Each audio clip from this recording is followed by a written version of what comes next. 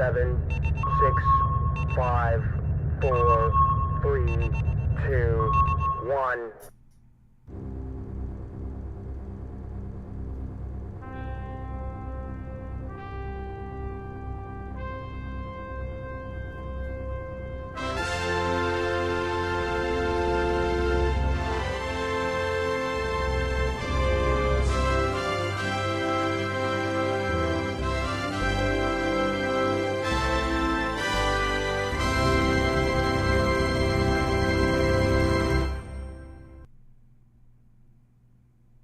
And welcome to season 5 of IFB Interfleet Broadcasting. Okay, I'm your co-host, New York Pete. Oh. And that is our technical director and other half of IFB. And that is none other than the Tipsy Toaster, aka Chris Moore. And he is the other more robot-based life form that is here. Yeah. Well, who had to give our guest the correct connection for tonight? The 00110011 you, of course. That's a great song, by the way. It is. It's great. 1100. Yeah, and just wanted to thank you all for tuning in to our pop culture, sci-fi, 70s, 80s anchored show. Tipsy and I are real big Battlestar Galactica fans. And Big. Hey, welcome to the show. Humongous. We got a special guest tonight. He is our very own creative producer here at IFB, and executive producer in his own right. What is it?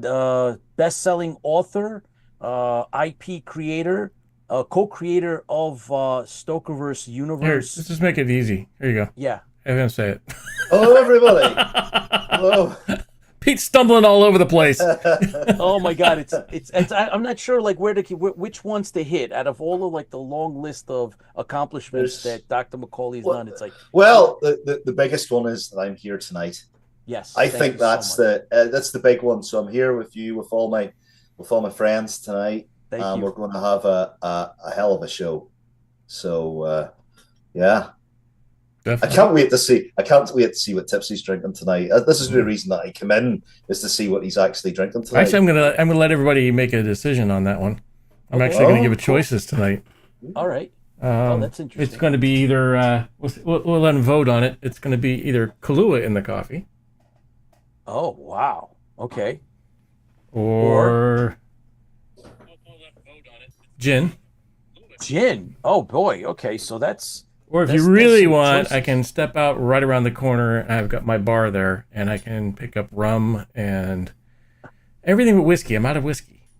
It seems like Okay. There's no need for you to get exaggerated now. Let's just. oh, we're relax. I'm making the bar mainly because of a specific reason.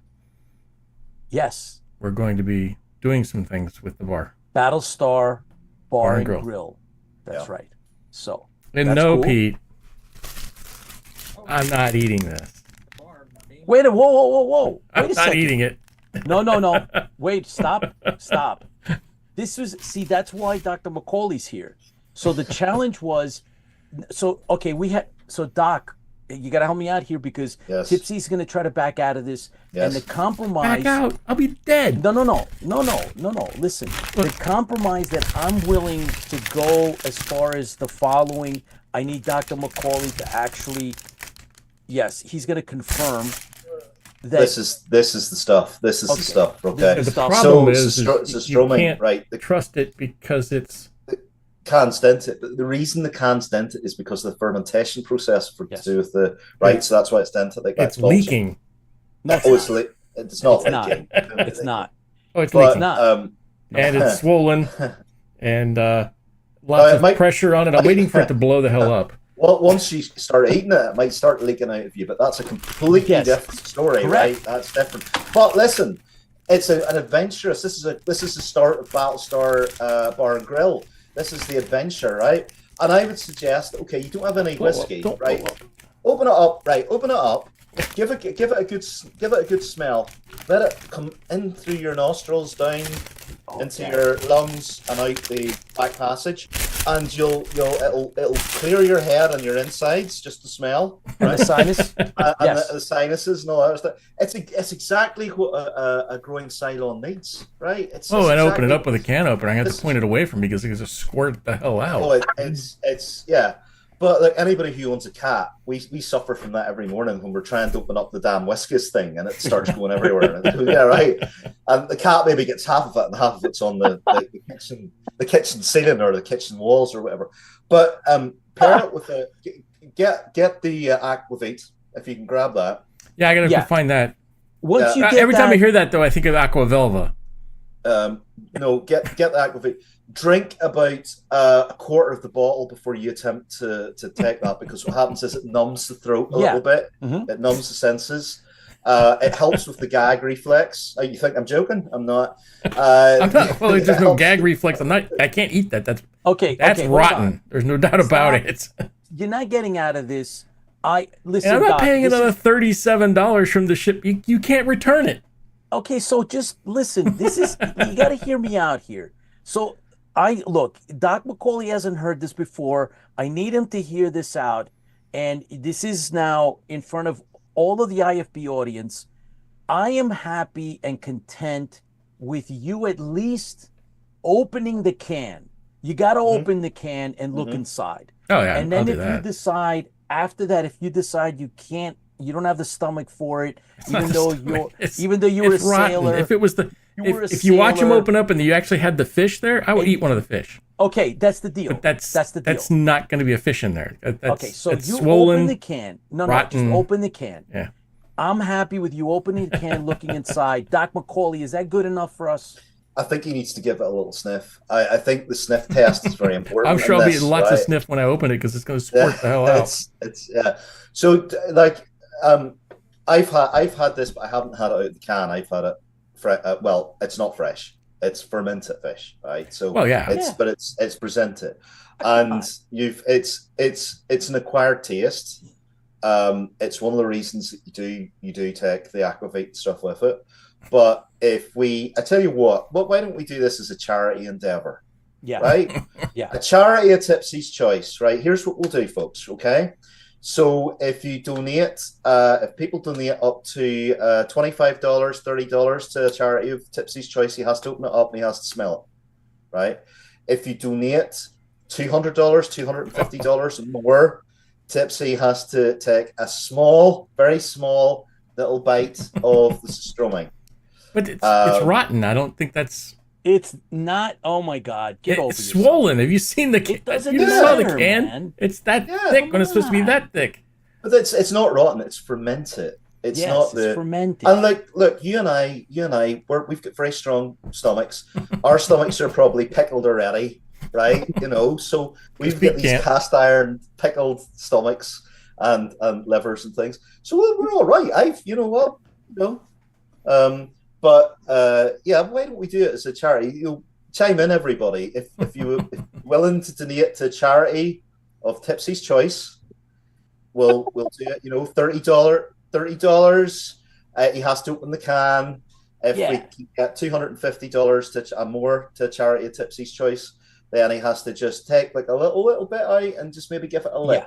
I wouldn't even say insert it into your mouth. Just give it a little lick. And, Dorian's on.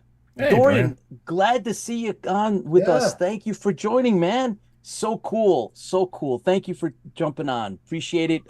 Dorian Keyes is also an award-winning sci-fi author. Has been working with us on The Stranded Warrior. He's got these musical skills, so he's put together some amazing things for us. So Dorian, thank you so much for being with us. We really appreciate it. Yep. And we got a bunch of you on here. I could tell you for a fact that George Giacomis is in the house, and he's got two things to tell you. Tonight, he'd like you to drink Kahlua, but he also wants you to eat the fish. Why not tonight? If people want Tipsy to eat the fish, there has to go money in the charity pot. I think I have to put the foot down here. I think it has to be a charity. I mean, look, the man's scared. There's genuine fear in that man's face. Fear, yeah. And I understand that. You know, and it's not often you get a sign on that looks as shocked and as worried as Tipsy does at the minute. Yeah. So there's got to be money in the charity pot. If there's money in the charity pot, Tipsy, whenever he's getting taken to hospital, will know that he's done a great thing for humanity. You know? If we get 200, it'll take a while, but I'll go see if I can get. I'll buy another one off Amazon to see if we can get one that's not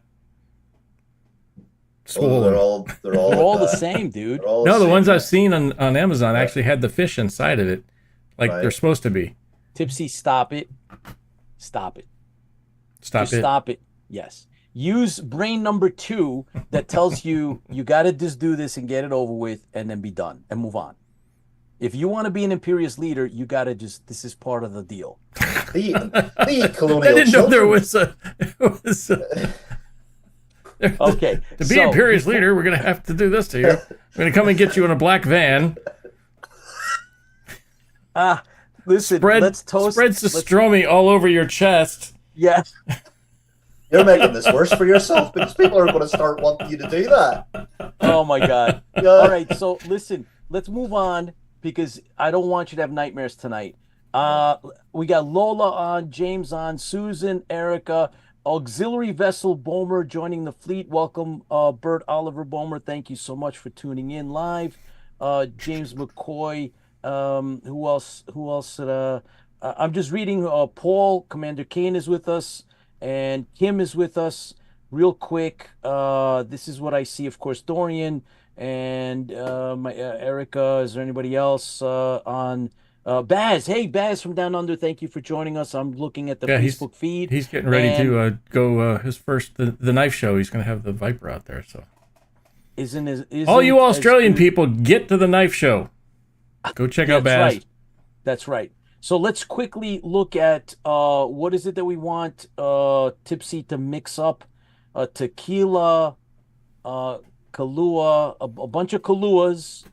I see at least 3 Kahluas. Is there anything else real quick? I'm scanning Facebook. It looks like Kahlua takes it tonight, Tipsy. So That's a nice mixture. Established in 1936. I would have thought. What? The Kahlua? Kahlua. Okay, so let's get this over with so that we can toast rum to and the coffee fans. liqueur. That's why I like it so much. Rum in it.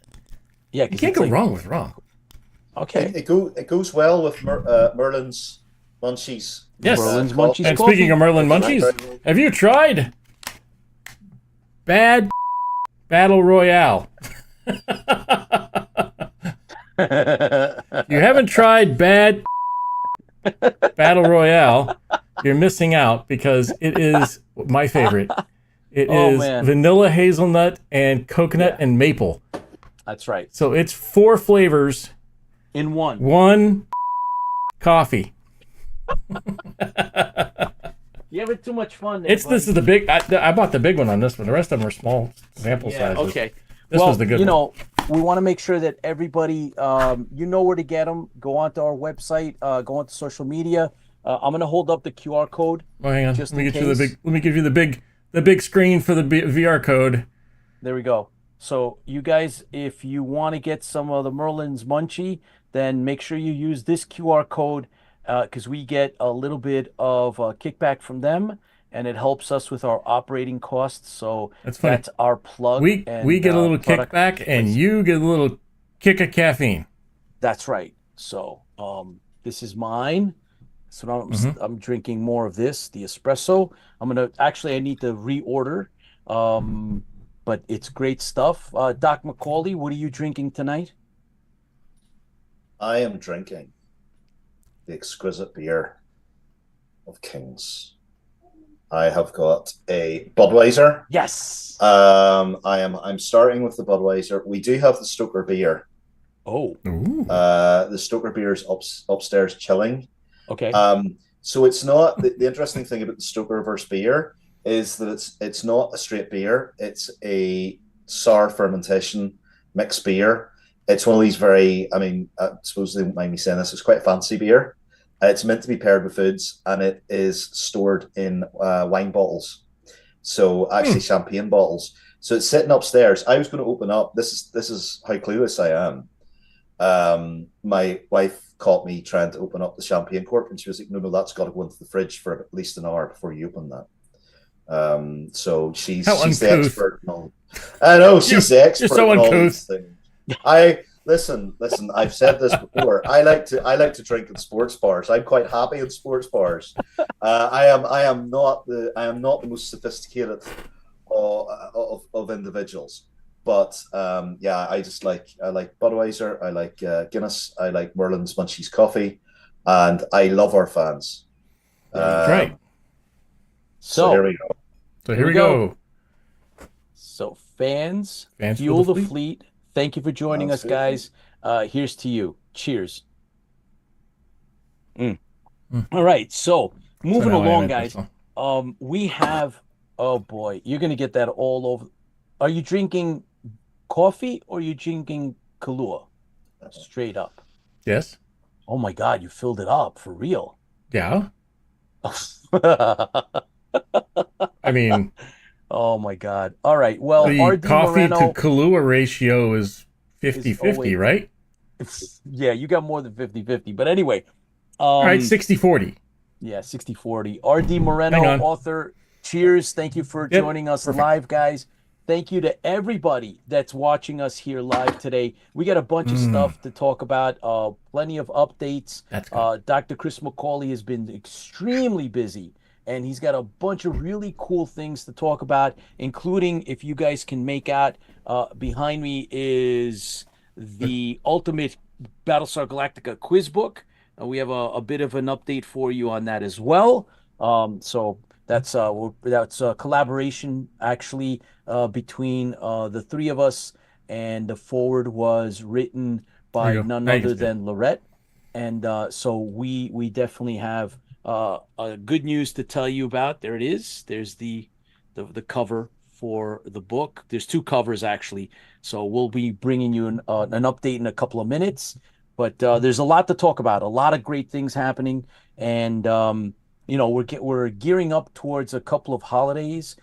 Here in the States, it's Thanksgiving, and then followed very quickly, almost like the next day, by Christmas. And we will be having a Christmas character visit us later in December. We're gonna have a stopover by Kris Kringle or Saint Nick or Santa Claus. So we'll keep that in play starting now, and that's going to be fun. However, we got a whole bunch of great stuff going on. I know that there is a whole bunch of things going on with our fans as well. There's conventions and festivals and all kinds of cool things. And And so lions and tigers and bears. oh yeah, where do Oh you want my. to start? I'm not even sure.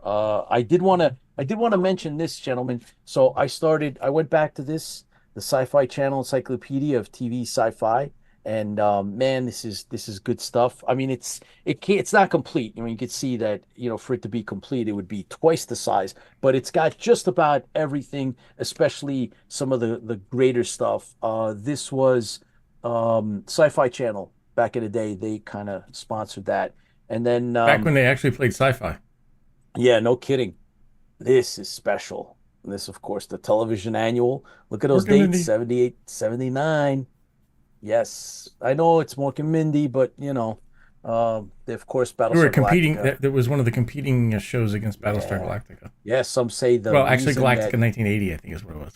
yeah, no, well, they say that, Mork and Mindy may have helped cause the demise of Battlestar because of ratings. I'm not sure, but this is a really cool book. So I've been, reading that, and then there's this. I just got this a few days ago. Tales of the Mysterious Traveler, and this is from the late 50s, actually 56 to 57, issues 1 through 5, and this is really, really cool. Didn't know that it existed, but let me just show you real quick. It's, comic books, reprinted, put back together with the original ads in some cases, and the stories in here are fantastic. And then, of course, everybody knows that I'm a big Shadow fan, so this is the next issue of the Shadowed Circle, number 7. So for those of you that are interested in See a something like sticker in that, there.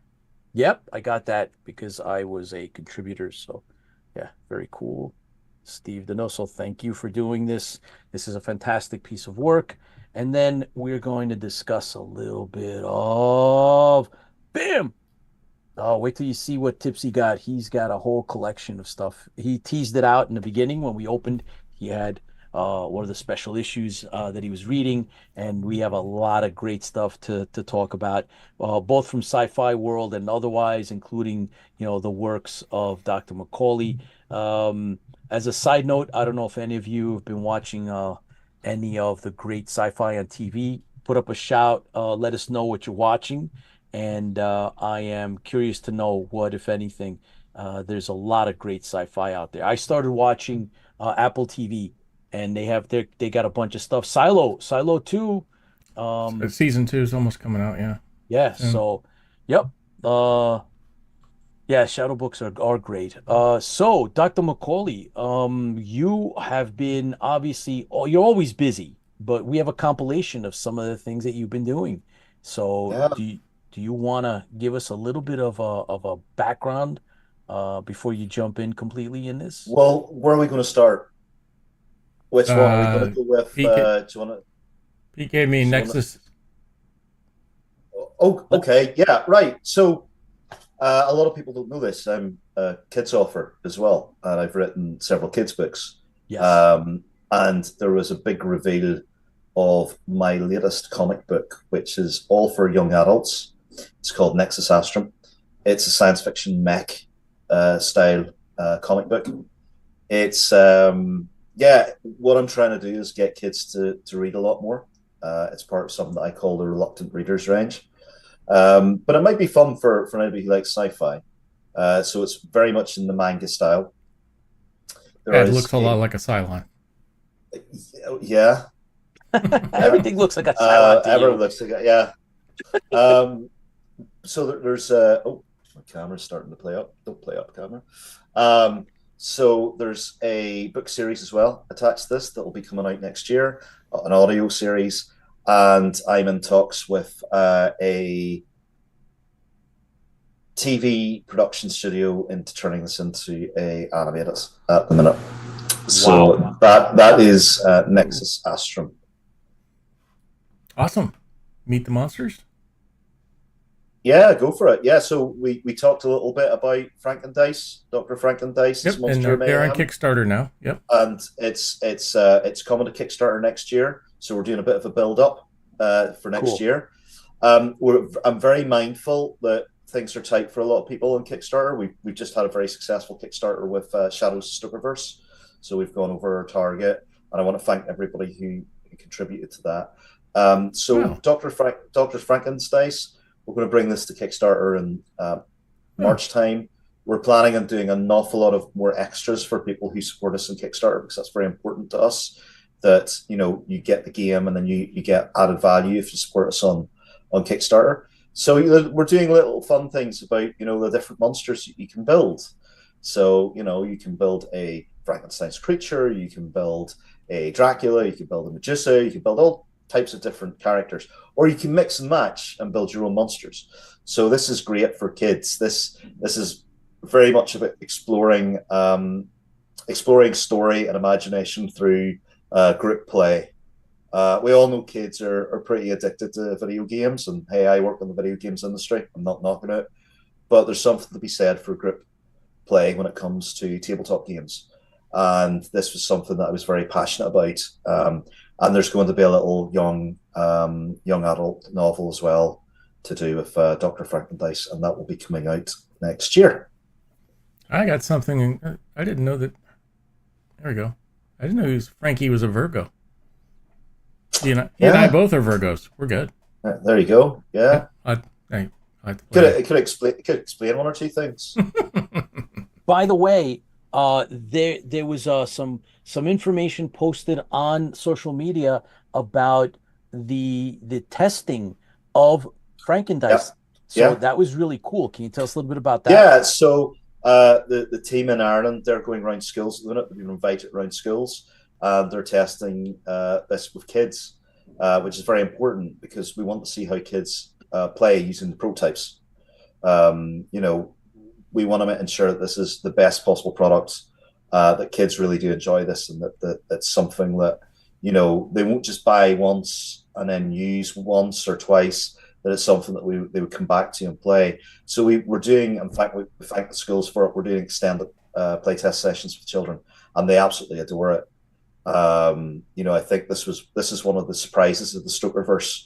You know, I was very I concentrated on the gothic horror elements of the StokerVerse, but when I rang Decker up a couple of times, he was playing with his grandkids, but there was nothing really that he could introduce, like his grandkids' legacy. Like, there's nothing that he could introduce them to do with Bram's legacy.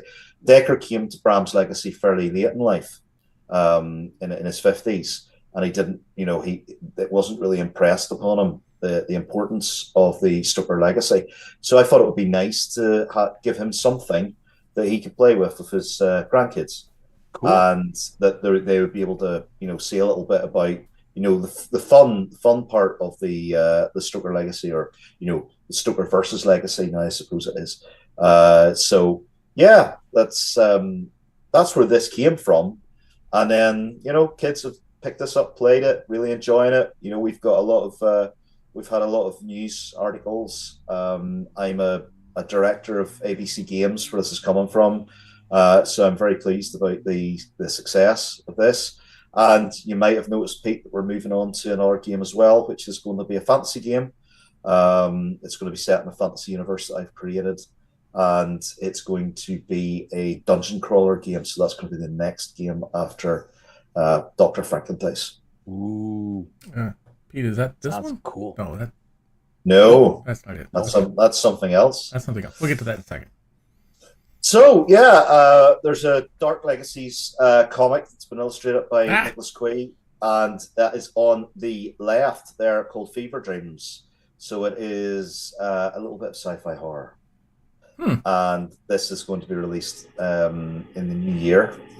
And yeah, it's about a group of space marines who go to a space station which has been abandoned for a while, but they find that they're not alone. Dun, dun, dun. So yes, it's very explicitly violent.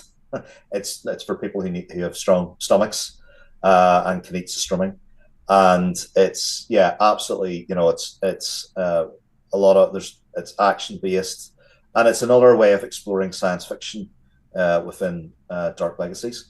And then I can reveal now that I'm a part of the Celestial Toy Room annual, a Doctor Who annual for 2025.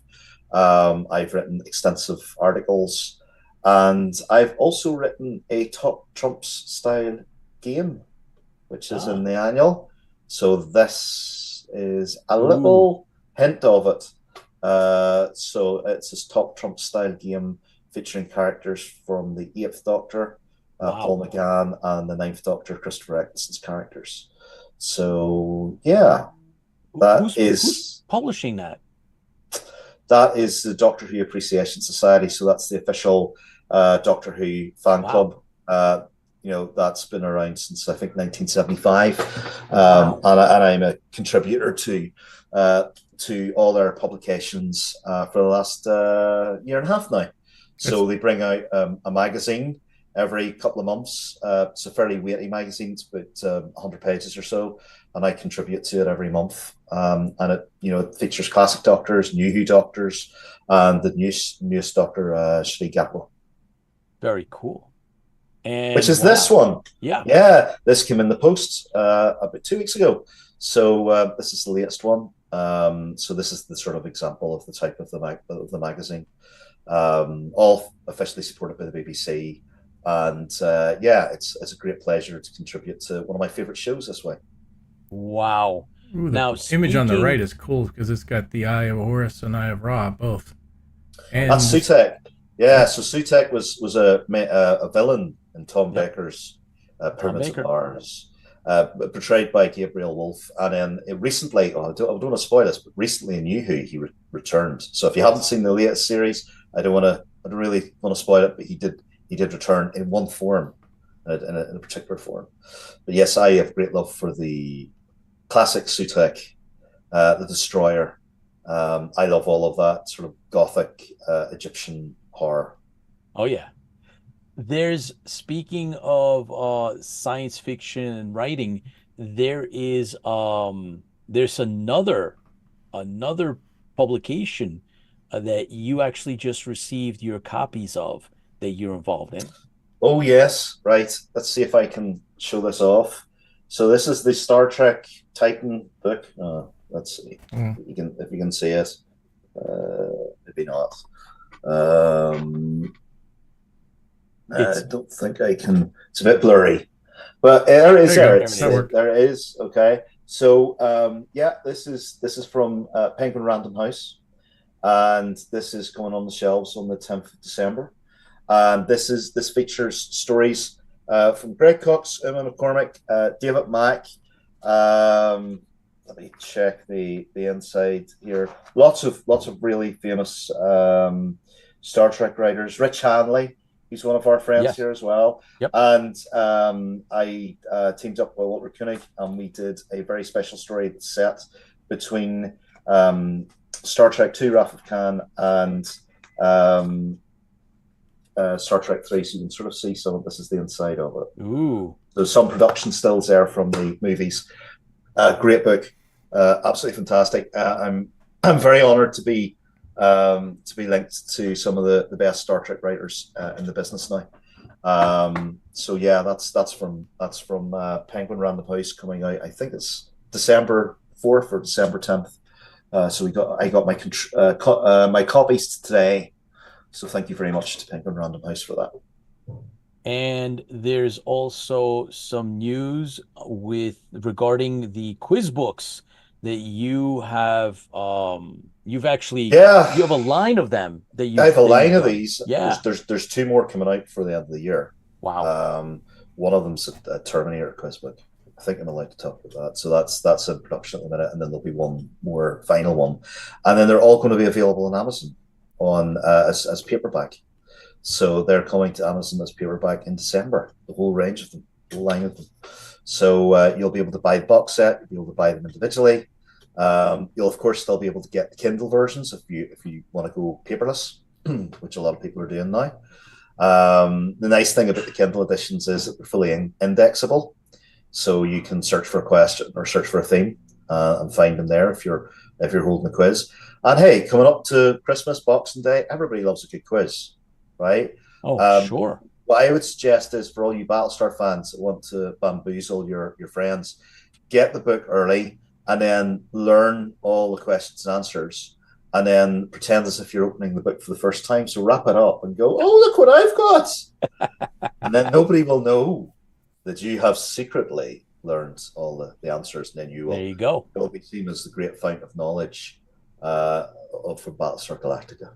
Which we will do, Doc McAuley. We will actually once the quiz book is released, along with the other ones that you have, all these other genres and fandoms that you're covering as well. We're gonna do a trivia night in the new year, and we will use questions from our book, including some of the other favorite some of the other books from some of our other favorite movies or series, and we're gonna actually have a whole night with you, and we'll. It'll be very interesting to see how many I get right, because I have intermittent memory loss. So I can't even remember what I've written the last 2 months. And that is the reason why you need to have the book. So once you have the book, you can have all the answers. Absolutely. Man, come on. Absolutely. I co-written the Babylon 5 book with a friend of mine, Ian Elliott. Yes, which I have. Ian's watching right now, and then Claudia did the intro to it. And I've done a James Bond one as well. That's what started this a year or two ago. And yeah, I've told you the story of the James Bond book and the Magic Circle, and getting invited into the Magic Circle. Yes, which James you Bond. Are officially I am a member of the Magic. You are a magician. Registered and certified magician as well. Yes, registered and certified magician, and I can do a total of 3 card tricks. Very well. Those are your top. Those are the ones. Those are the ones that I can really do. I've been taught. There's a master magician, Dr. Michael Likey, who was he was a Canadian television magician, and starting kids shows, and a very long-suffering man. I'm actually on his magical. I think it's called Magical People podcast because he's a big Dracula fan. So I'm on it in January. But he was very long-suffering, and he taught me a lot of coin tricks. But I had to do the card tricks live, and I had to show him the card tricks as well on Skype.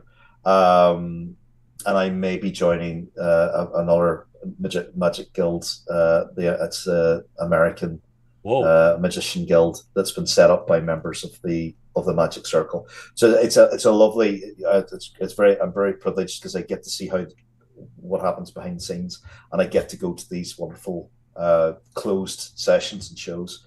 I have a great love for stage magic. When I was a kid, I watched somebody in the UK called Paul Daniels, who I think he was the president of the British Magic Circle, but he actually created the stage magic for the Phantom of the Opera musical, Andrew Lloyd Webber's musical. So he did all the mirror tricks and things like that. But he was a genius of magic, and I remember watching him when I was a kid. I really lament that variety shows and magic shows aren't on television anymore.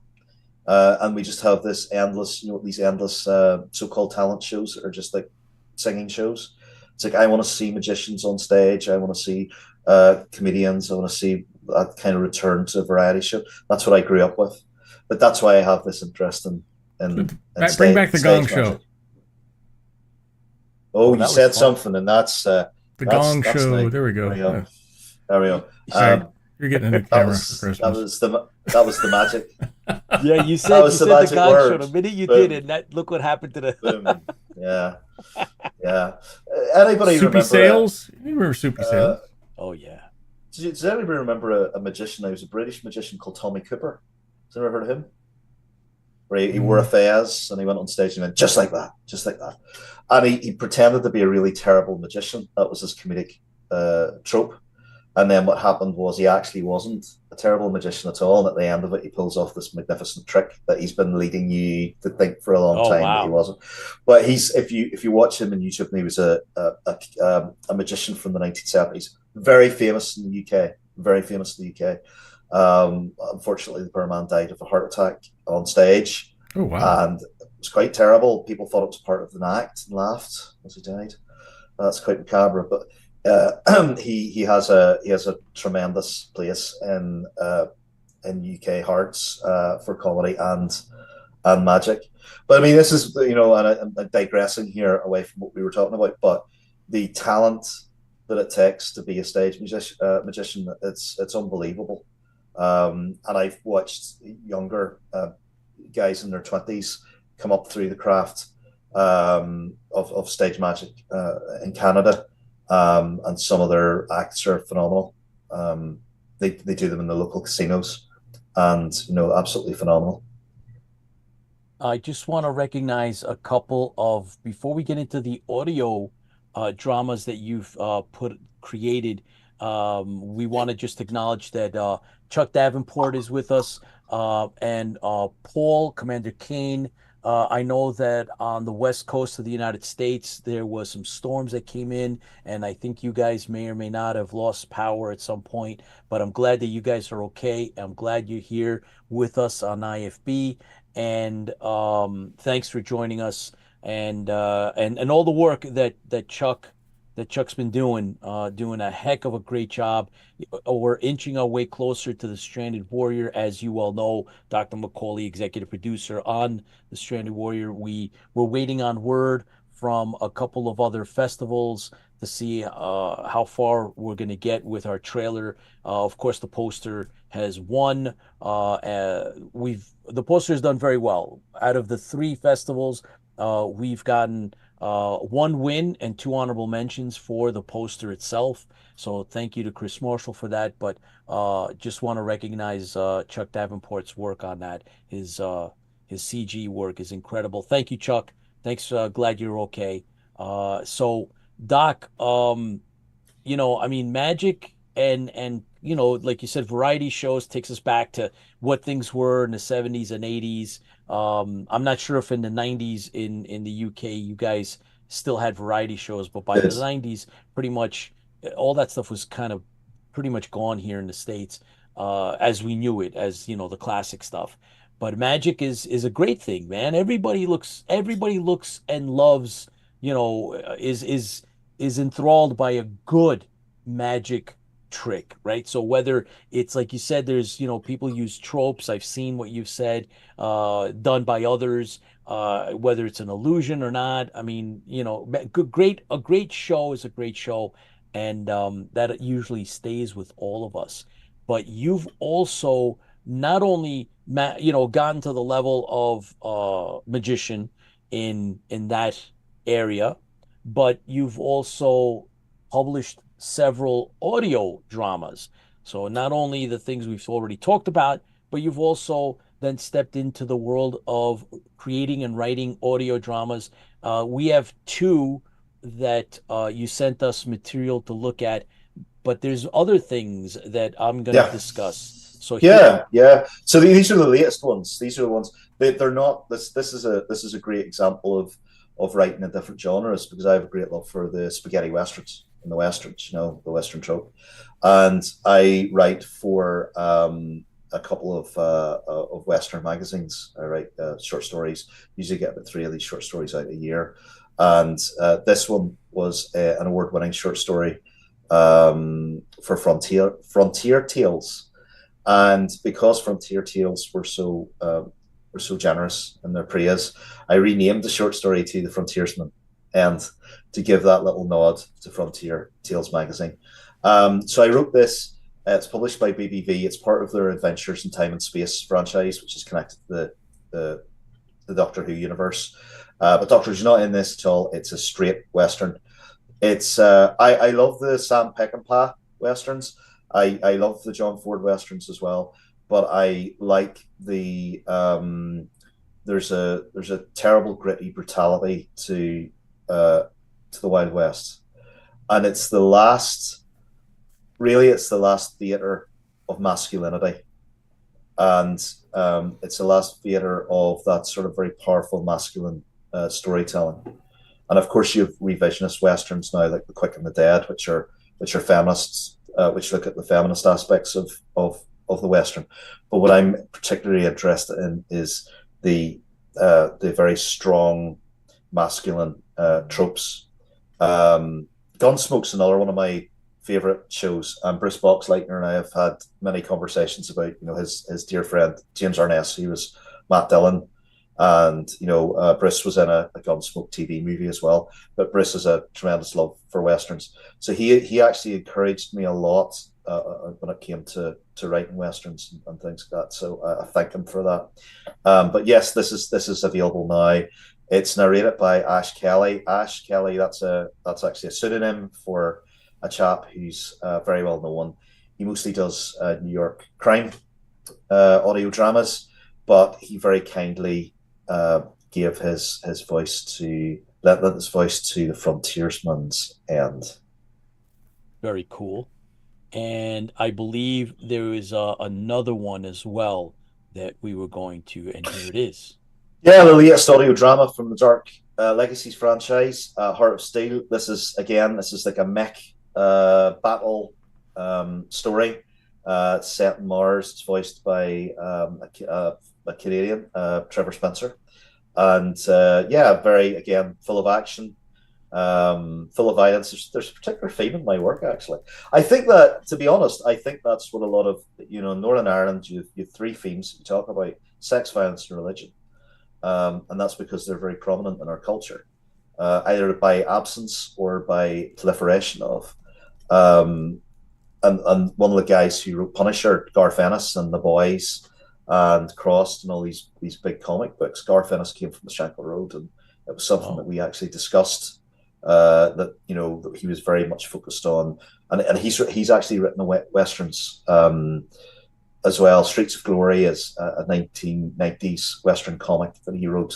That, again, he's very focused on the masculine story, the masculine tropes of heroism and darkness and depravity as well, and all of that kind of stuff. But anyway, there's none of that in Heart of Steel. Heart of Steel is a straight up sci-fi mech story set in the Dark Legacies universe. It's a prequel to the Dark Legacies comics, and again available now. And yeah, this is the first one that's out as well. First Contact. So what happens when humans meet aliens for the first time? Bum, bum, bum. Very cool.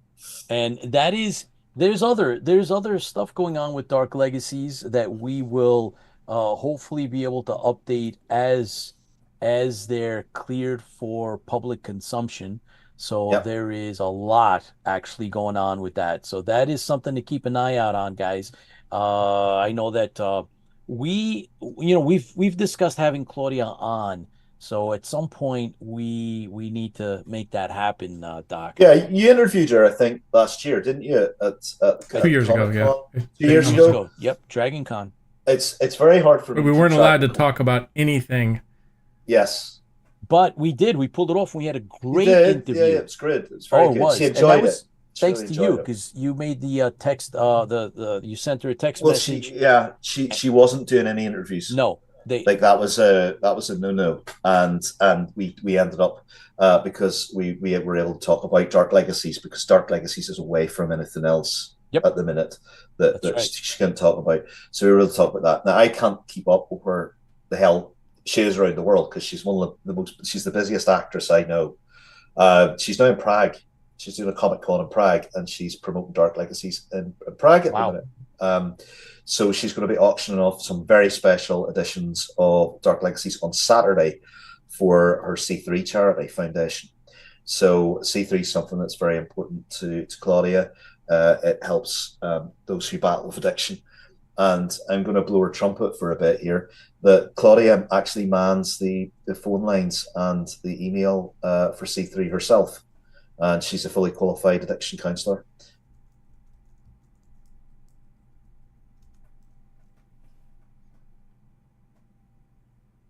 Alcohol drug abuse, and she does that, and she promotes naltrexone, which is an alternative treatment for alcohol abuse, and has saved a lot of lives.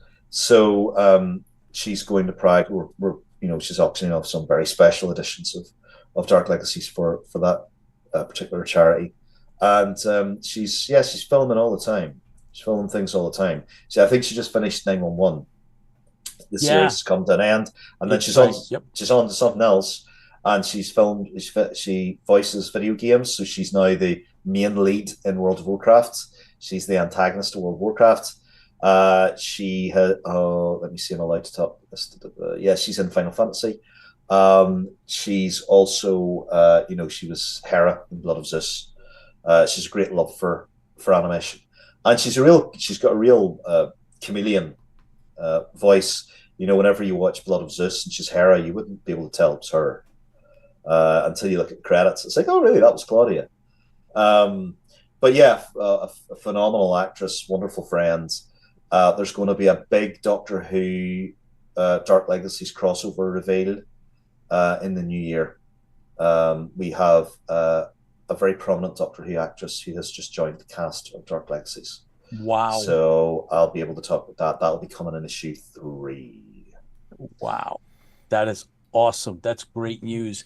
Not to mention, like I've said, or I said earlier, that there's other things going on, and we'll be able to report that later on, hopefully early in the springtime. We'll have some real massive news.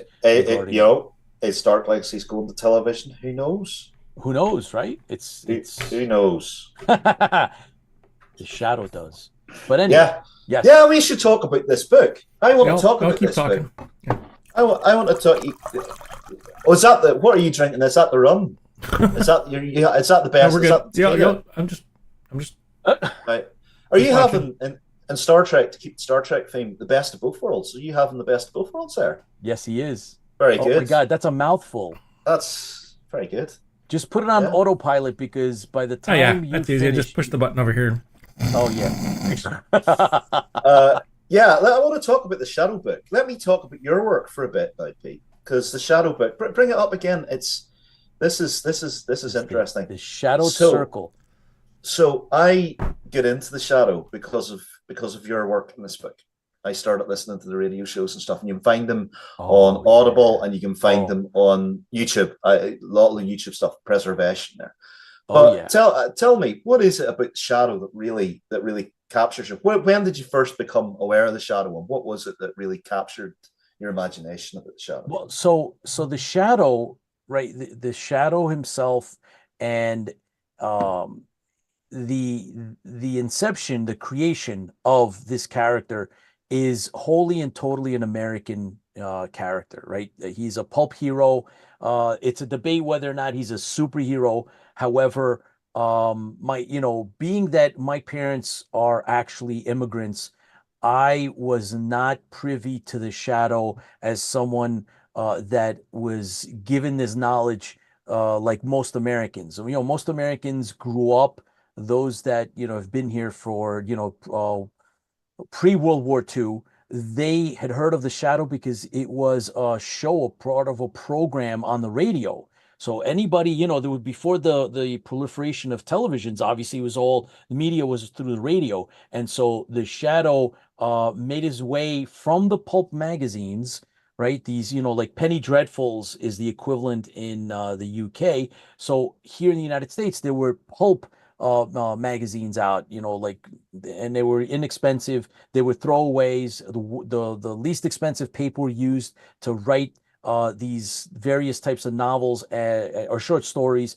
And the Shadow was a character that made his way into radio and briefly made his way into early television serials, but not very well. He didn't have the powers that he did in the pulp, or more specifically the radio. Radio was where the shadow was defined, where he had his that all the mystic powers, and had a real good strong storyline. Eventually the shadow did make his way into a very limited run of comic books, not very good. However, there was a resurgence of interest, and the pulps were republished again and again. And so I first came in contact with the Shadow through the DC Mike Kaluta line or series of Shadow comic books that were just phenomenal.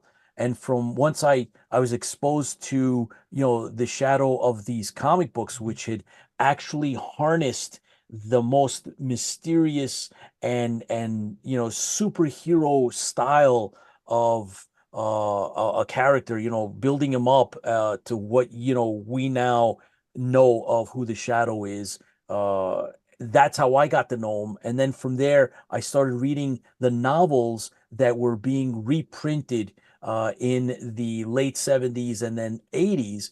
And so I was hooked. Once I read, who this guy, his mysterious background, a World War One pilot who was like this self-made, he was a secret agent in World War One, fighter ace pilot that eventually turns to putting down crime. And one of the aspects that I liked was that he had developed and created his own unit of special agents, and he fought crime on the level that needed to be, right? So, although I'm a big Batman fan, Batman never uses a gun, and he doesn't he shies away from any type of extreme. I mean, he is violent, but he would never, I guess, kill anyone. That's not his thing. The Shadow will meet um, whatever the threat is with equal or more than what's being dished at him, and which is in the crime that he fights, that's what he has to do. But he also has all these other mystical powers. And so I thought that was really cool. Here's a guy, we all know the Punisher. Like everybody knows who the Punisher is, but what if you had a guy who was more intellectual? I would say he is operating on different levels, and that so it makes him more than who the Punisher is. And so he relies on different skills, but when he needs to, he brings it on like the Punisher. So So from like the late 70s, actually right before, before my love for Battlestar Galactica, I'd come in contact with the Shadow. And so I've read a lot, I've listened to a lot. And so when I got the opportunity, thanks to editor Steve Donoso, it gave me a chance to write an essay for the compendium that he published. I jumped on it, and so I got to actually, like you, Doc, I was able to bring together, this love of a character, and be able to write about him and have it then published. So it gives me this other sense, other level of pride in, something that most people dismiss as trivia. It's like, oh, trivial knowledge, that's all it is, but it's a way to give back as well and share. And so that's kind of the long story behind, my love and my connection to the Shadow. It's actually a very interesting thing about Shadow and Batman. So way back when, so when I was a kid, I had a compendium that came out, and it was a book. I think it was called Tales of the Dark Knight, and it showed in the golden age of Batman that he did use guns and he did kill people. They had to stop that in the 1940s. So there was, I think it was a story about a vampire monk, and he had to kill the vampires with silver bullets. And it's one of the few occasions that Batman used a gun, but he did in the early detective comic stuff, and he did kill. And there's a parallel within the book. There was an essay, and I remember this. I'm going to have to actually see if I can find this book somewhere on archive.org. It came out in the 90s, but there was a parallel between Shadow and Batman because of that. Now they had to change Batman significantly because they were trying to move into a younger market, but they're very, very similar in that respect. So you can see the lineage between Shadow, and like the Shadow learns to use invisibility. Batman does as well, and there's lots. I think there was a lot of influences that Bob Kane and Bill Finger took from the Shadow. What I find interesting with the Shadow as well is that he's got a couple of origin stories.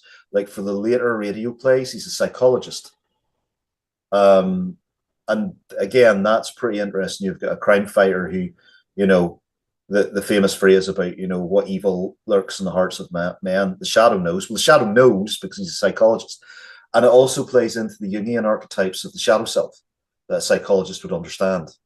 Right. And that all of that stuff is. I mean, I've written a couple of just fan fiction Shadow stories, and I've tried to tap. Thank you, which I've tried to tap into that. And hey, if anybody here wants to publish Shadow short fiction, hit Pete and me up because we've got some great ideas for short stories in Shadow, and we'd love to share them with you. But yeah, I want to celebrate that fact because this is the second. This is the second book that you've been involved in. You're a military historian. I have your book on my shelf, the Balkans War. You've now got the Shadow out. What's your dream project as a writer? What would your dream project be? Now I'm turning the spotlight on you. How does it feel? But what would your dream project be as a writer? As a writer, Chris, I would love to be able to. There's been a couple of stories that have been rattling around in my head, and I would definitely love to write historical fiction. So there is a romance that I wanted to write out, and the Tipsy toaster has, believe it or not, was very instrumental in laying, pushing me towards putting together a story that takes place in 1912, before World War One. And it's a young veteran of the Spanish American War and how he encounters an ethnic American, a migrant, and how they fall in love and he has to prove himself before he can actually ask for the young lady's hand, because the father is from, old country, and he's here working hard to give his family a better means of life that he couldn't have where he came from. And that's something that I've been, toying with, a way to explore a historical time and place, and bring it to life in a different way. And so that's definitely something that I would want to do as a novel, right? As I've written a history, but nonfiction, but I'd want to do that as a way to then work my way into a project that you're now heavily involved in, and so is the Tipsy Toaster. And that is something that myself and my cousin George Giacomis, who's also a part of IFB and our stuff XG3, 20 years ago, we came up with a story called the Tower Protocol, and it was a way to depict a little bit of that gray area of, how does an organization that believes in defending our way of life from uh, organizations or just organized bad guys, right?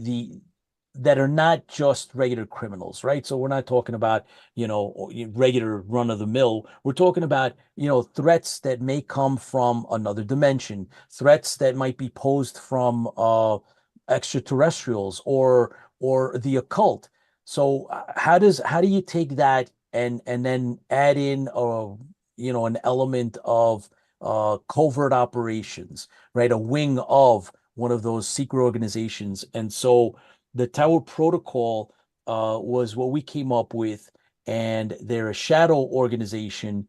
And we did a short. It was our first indie film that I did when I was coming out of my first film school run, and it was produced by my cousin George and I. And that's something that I've always wanted to continue to explore. And with the help of you guys, I was able, and my current run with film school, I actually filmed the part two, the 20 years later of what happened to the original, Mr. White and the Tower Protocol, and now it's called the Tower Protocol Resurrection. And with the help that you guys and the effort that you guys have put in, we are very close to releasing the next chapter. And you've helped me develop the concept, Doc. And so to write a novel that brings all of that into detail and actually explains the backstory and where this all goes and where it came from is also something that I would really want to get out. It's been in my head for 20 years. And so you've been helping me with that. And I think that we have a promising future for the Tower Protocol Resurrection. Well, it's very much.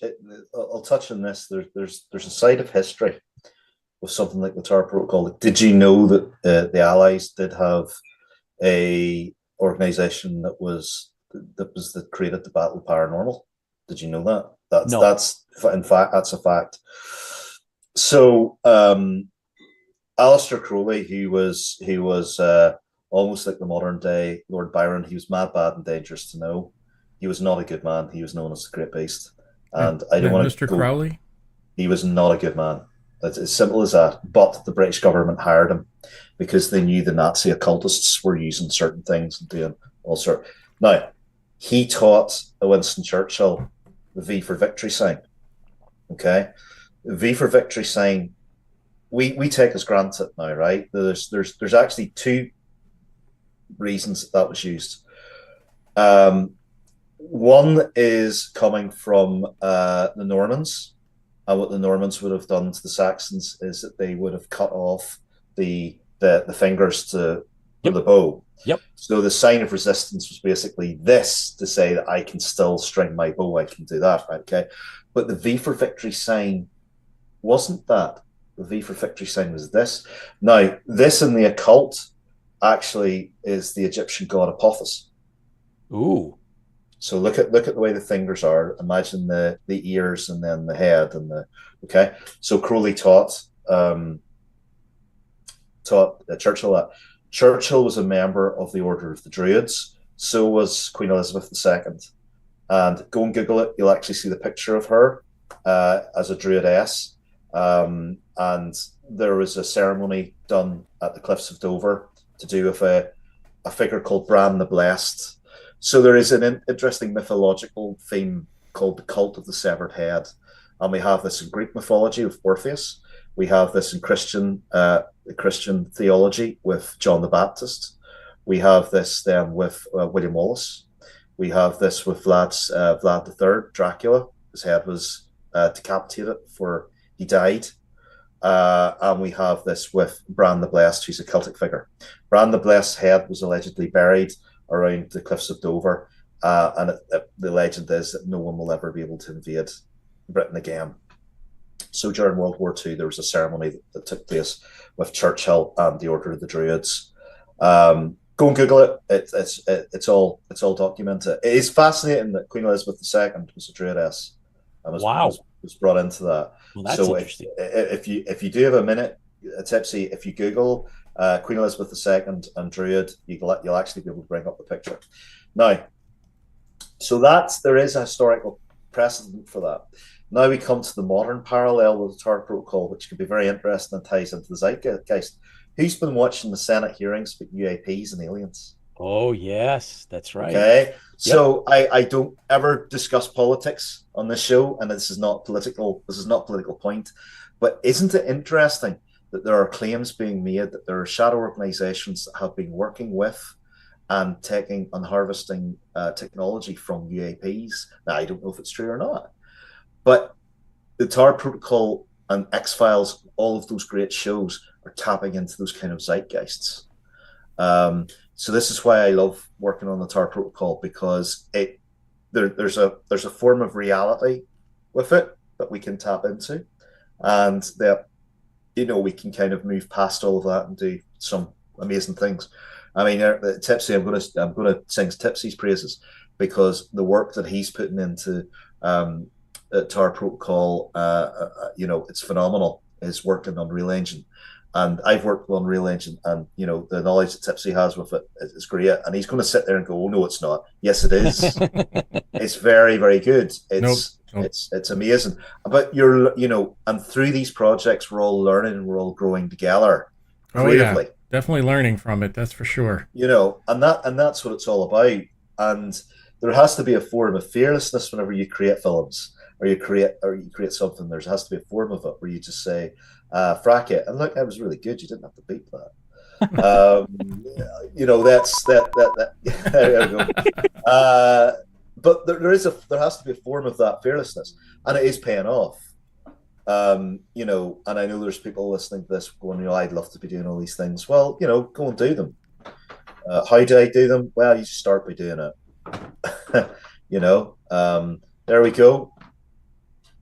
There we are. And here, look at that. So yes, that's Queen Elizabeth. She was inducted into. She's as a druidess. There is a hidden occult history within the world. I've written the book about it, which is coming out next year, called it's an occult history book. But this is where the TAR protocol comes from, all of these things. I've even peppered the StokerVerse with this sort of stuff too. I don't want to be controversial, but there you go. It's in black and white. It's all there. So, and these ceremonies still go on today. See, now I thought you were going to go with the Ghost Army. I know a lot about the psyops that were going on in World War II, but I wasn't clear what this that you're bringing up is just incredible. So I will definitely be diving into that. I always have to, because we use Crowley and StokerVerse, right? And we have this thing coming out called Oddfellow Investigations. Suppose we should talk a wee bit about that. So we'll talk a wee bit about that. I mean, it's coming out at Christmas. So I suppose we could. So George, Pete, uh, you come up with the original idea, and then I took it and sort of ran with it, and then we've written this book, which Yes. is called The Oddfellow Investigations, and it's a 1940s noir occult sort of detective story set in World War II in London during the Blitz. And we wrote it over a period of weeks. We had Tiny Bean was one of our test readers, so thanks very much for that, Tiny Bean. We got a couple of other test readers involved. Braxton Cosby read it, loved it, and it's going to be published at Christmas time. Yep. I went through the edits. It's been a very quick process. There was 5 in the editing team, so thank you, Braxton, for that. And the it's been edited. It's and I'll have to say something about editors. You know, writing's great, but editing is divine. Okay, This the is whole true. thing is if you're a good editor, and that might segue into another product that I sent you, Pete, to look at in a minute. But that is now we're getting the cover art done this weekend, and this will be on general release on Amazon by Christmas. And it could be Cool. great little Christmas supernatural read. Yep. We're already planning books 2 and 3, and you will see what I've just discussed, the Alistair Crowley connection. That's going to be in book 2. Um, we Yep. use Crowley in the Stokerverse because Crowley was linked to Bram Stoker. Bram Stoker was deeply involved with the occult. Bram Stoker was involved in the creation of the Rider-Waite tarot cards. And the lady who illustrated there of the White Worm, the original edition that came out before Bram's death, she actually illustrated the Rider-Waite tarot cards, Pamela Coleman Smith. So there's a great occult link as well of Bram Stoker and things like that. So there's all this supernatural spooky stuff, and I know we're past spooky season, but Never past spooky season. It all ties in a little bit to the zeitgeist of Tar Protocol. And I sent you a little link to the latest book that I have that's coming out, the anthology, the Neuromancer book. Oh yeah. And I Did you say you sent it? I sent it to Pete. Okay. I sent it to Pete. Never mind. So Pete I might was like, have it. wait, I didn't see that one come up. Go ahead. Yeah. So Neuromancer came out. It's a book that's based on William Gibson's cyberpunk Neuromancer. And I am a book editor as well. I kind of keep that quiet. I compile anthologies for various horror horror publishers and sci-fi publishers. So that's why I bring up the whole editing thing. Editing's a completely different skill to writing. And I have a couple of stories in the Neuromancer book that has just come out, and that's from Eighth Tar Media. I think this has now been the 9th book that I've worked on with Eighth Tar. And what Eighth Tar do, which is particularly special, is they'll do an album, and the album will be linked to the book, so you can buy the album. It could be vinyl or digital download, and you have the music plays as you read the book. So the album's actually being cut and mixed at the minute, and what's lovely is that I've got a couple of stories in there that music's going to be put to. And there it is there, the Neuromancers. So that came out this month. It was a bit of a stealth release because we usually talk about this and the album's just taking a little bit longer than we usually do. But I just wanted to bring this book up so that the guys felt represented. I'm a great fan of cyberpunk. I love cyberpunk and all its formats. But yeah, so I'm also an editor. I also do that sort of stuff too. So that's why I always pay tribute to editors, because I know I know how hard you know what it's about. I can be hard. Doc, we have a bunch of excellent. There's a bunch of fans watching IFBers, Bob Birkinshaw and Carl and the Community Music Alliance. Scott Good, I think. Scott, you've been out for a little bit, but John Kirk. Let me see. Juan is with us as well. MC, Robert Walo, and Carlos, and Clarence, and Rodolfo. Let's see. Bradley, Edith Mills watching. And let me see, Manuel, Noah, Randy, and Francisco. Thank you for watching us live. I'm here with none other than Dr. Chris McAuley, and of course, our technical director and co-host, the Tipsy Toaster, which is off camera. But thank Yo. you for tuning in, everybody, watching us live, and everybody who watches us later.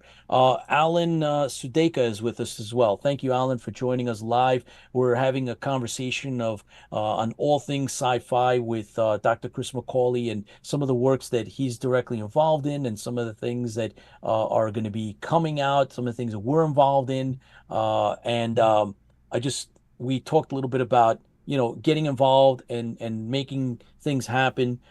Here is one of our winning trophies for the Stranded Warriors trailer that entered into competition, and this is one of 5 international wins. And this, of course, to the director, Chris Moore. So here is a great physical representation of what it is to actually win for work that's done.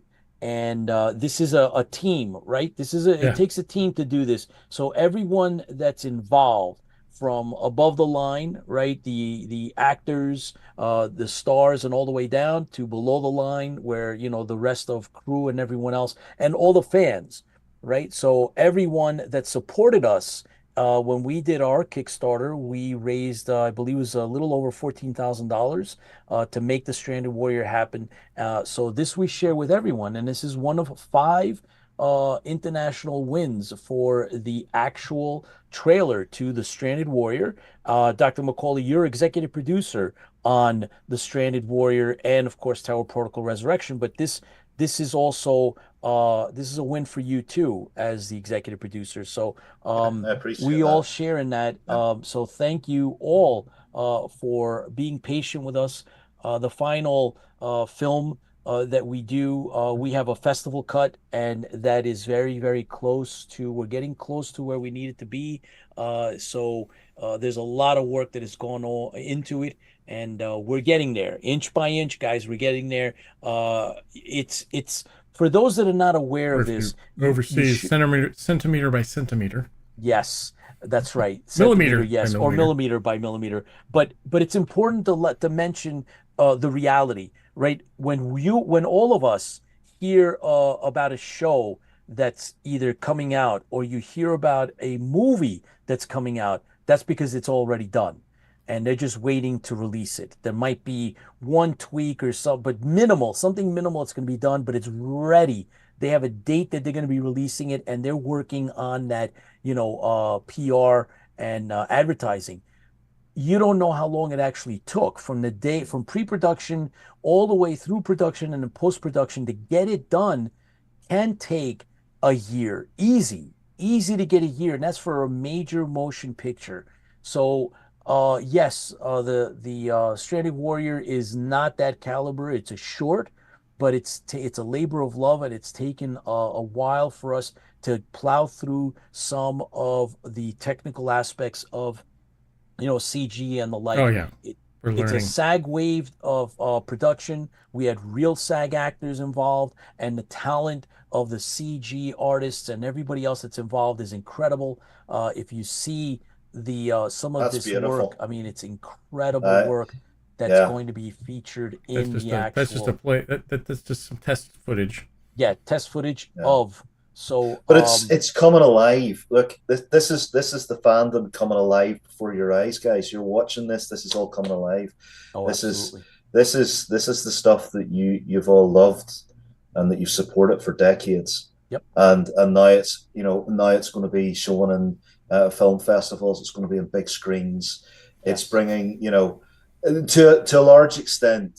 And again, I'm trying to be careful what I say, but it's. I'm a relatively new Battlestar Galactica fan. I love it. I've watched now the classic series 3 times, and I love it. But there is a sense that almost it gets abandoned. The classic series gets abandoned. Yeah. And I mean, now it's no longer abandoned. There's Stranded Warrior and other things like Stranded Warrior, but with Stranded Warrior, it's getting the publicity now.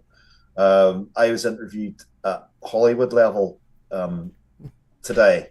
Yep. And I talked about Stranded Warrior. I'm not allowed to say who I was interviewed by, but two very famous actresses, and we talked about Stranded. Yeah, Stranded. I haven't told you this yet. I'll tell you off air. That's a bit of a tease. I'm sorry, folks, but yeah, I'm not allowed yet to talk about it. But we talked about, Battlestar Galactica. We talked about Stranded Warrior. We talked about, the stuff that XG3 is doing, and that, the really important love that we all have for those 70s, 80s, and 90s shows. I am personally, and I'm 41 now, right? I am personally not engaged in any television show that's out at the minute. I enjoyed Penguin. I enjoy it, but I am not engaged in those TV shows. When I go to Pluto and I watch like the A-Team, or I watch, Knight Rider or Airwolf or Battlestar Galactica or, classic Star Trek. I mean, that was one of the reasons I wrote classic Star Trek, is because I'm engaged with that. I'm engaged. It's very, very powerful stuff. And it's not negative broadcasting. There's a hell of a lot of negative broadcasting out there that's feeding on your fear, all of our fears, right? Yes. And it's not good storytelling. It really isn't. And there's films I'm watching that are completely disjointed, and they skip from one scene to the next scene to the next scene. And all of us here, we're looking at, there's things like something appears. How does that thing appear? And then we have to make sure that audiences see where that thing comes from. And as a team in XG3, we're all trying to make sure that everything's congruent, tells a good story, makes sense, gives you all questions afterwards, gives you all talking points. I'm going to hold still too, just to make sure everybody. There we go. Okay, there we go. There we are. But remember when you watched a good film and you went out, you watched a good film, and then with your friends, you had a beer and pizza afterwards, and you talked endlessly about the film, right? Yeah. So when you were paying your, what was it, like $8 or $10 or whatever to watch the film, you were getting a lot of entertainment after that, because you were talking about this is the stuff that we're trying to do. And with Stranded Warrior, it's all tied into classic Battlestar. But it's going to leave you with a lot of questions. Which it's going to leave you with and we will put more we do have. I thought we froze there for a second. I was going to go. No. We do have a Stranded Warrior tabletop game. Yes. And I have. We might run that. Around the Christmas period. I have to talk to you guys about that, but I do have somebody who is a professional games master and who's going to run a game. So if anybody actually is interested in watching this and wants to be part of this role-playing game where you get to play, that'd be fun. We could get online and play it. I mean, I can. And of course, this is not for sale, right? Let's just make that clear. Yeah, it's just not for sale. This is going to be freely available. Correct. So we have two things we're doing. I may as well talk about them. Yep. So we've got Battlestar Galactica RPG, which is Stranded Warrior, I should say, Stranded Warrior RPG, where you get to play as Cylons, Colonials. There's all sorts of things. If you are an RPGer, we have an extensive list of weapons and all sorts of. We've different, but we basically have 6 books. Core book. We have a core book, and we've got other books, side books, and our professional games master, who is Andy Brown, is going to go through those this weekend. He has bought himself a Colonial helmet and a Cylon helmet. He bought himself a Cylon helmet, not a Colonial helmet, right? He's got both. He's got both. So whenever we're running the Colonial games, he'd wear that. And then he's wearing when we're running, if you want to be a Cylon kill team, for example, because we've written that you can play as a Cylon kill team. He'll wear the Cylon helmet, right? So, well, he wears the Cylon helmet. He won't be able to play the game because he can't see out of the damn thing. I can tell you that for sure. It's true. That's true. But he might. Yeah. So he's got these 2 things anyway. So he wants to have a bit of fun with it. So we're desperately trying to get this ready for Christmas time, and I suppose it's only a couple of weeks away, so I do want to talk about this. This is for you guys, the fans, and it's also if you're not an RPG player, this is also like a Bible. This is like a handbook that has all extensive weapon stats and all this kind of stuff, right? So this is all for you guys to say thank you for watching us every week and for contributing to the Kickstarter and just for being here. And then we also have a Battlestar. Oh, wait, sorry, I'm going to rephrase this. We also have the Stranded Warrior miniature war game. So if you've ever played Warhammer with the little tiny figures, well, we do have this. This has been written. So I have written several RPGs and several war games, and I've used that experience now to write the Stranded Warrior miniature war game. And we can tell you where to get the miniatures you can use for that. They are Battlestar-like, I have to say. They're you'll have a commander. Jason. Similar. So very similar, very similar. So you'll recognize all the characters. But we do have a partnership with a miniature gaming company who will be happy to supply you with those figures. Right. And again, we are not getting any monies. Money. This is the partnership is we have partnered with them and given them the knowledge that is necessary for the board game gratis, and then they are supplying that's their stock. They already kind of had this stuff. They have this. So, not us. So, this is not us. No. We've written the war game, we've written the scenarios, we've written all of that stuff, and we're giving that absolutely free. And then we can point you in direction if you want. If you're a tabletop player and you want to play with the miniature figures, if you want to play with, we've also teamed up with people who build terrain. So they have terrain that's available that would fit the scenarios that have been written.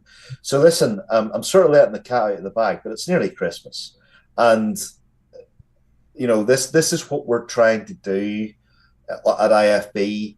To give you guys as much content as we possibly can, just to say thank you for being here and being part of our experience and our journey.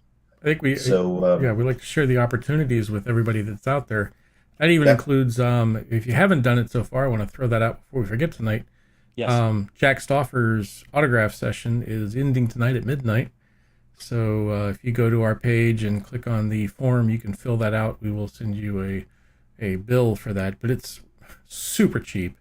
It's super competitive. Absolutely. Yeah, you're talking about each autograph picture is only $35, which is usually cheaper than it is when you go to the cons. And then no matter how many you order, it's only $11 shipping. So don't forget to go there and check those out and help Jack out, because we don't do it for us. We're doing it for Jack. No, we don't make any money at all. Yeah, we're not making any money. We're just making this available to the fans, because you're not going to have this opportunity for long. I mean, we all have shelf lives, and we're all getting older. But Jack is not going to another con. Jack doesn't plan on doing this again. So he's not going to. He's not able. Unfortunately, to do another convention. So this is an exclusive to IFB in terms of us being able to give to the fans. Dr. McAuley, you've been very, very kind to give up some of your time and your talent, your skills, and you created a special short story in collaboration with Jack Stauffer, who plays Lieutenant Bojay. So everybody that actually purchases one of these autographs, and remember, these are the 8x10s that Jack would take with him to the conventions that he would go to throughout his career. These aren't reprints. These are his. No, not reprints. These are the same ones that he has. This is his stock, whatever's left. And you go to the order form, pick the one you want. If you want it personalized, he will personalize it. If not, he'll just put an autograph on the picture you want. But each one of you that do that, you will get a free short story that Dr. McAuley's written in collaboration with Jack Stauffer about Lieutenant Bojay. So do you want to say a few words? Well, here's the other. How long have people got? Midnight tonight? We got all night. That's the great thing about us. We don't really have a set time. Okay, right. We're I'll Semper also Gumby, throw in- always flexible. I'll also throw in a Cassiopeia and Starbuck story. Ooh. Go and sign now, and I will do a Cassiopeia and Starbuck story. I think you guys have read that. I right? have. Yes, I have. Yes. Okay, right. Yep. Okay, so do That's do the that X-rated now. one, right? Well, this is the one. This is the one that I know it was sent to the rep, but yeah, it's a special one, right? So Yep. I'll tell you what, I'll throw that in. We'll do that. Excellent. Thank you. If you've got Jack's signature, I also want you to consider, signing up as well, because I'll tell you a little backstory to our Halloween special we did with Jack, and Jack recording that audio. Jack recorded that audio not for me, but for the fans. And Jack very specifically wanted the fans, the IFB fans, the Battlestar fans, to have something on Halloween.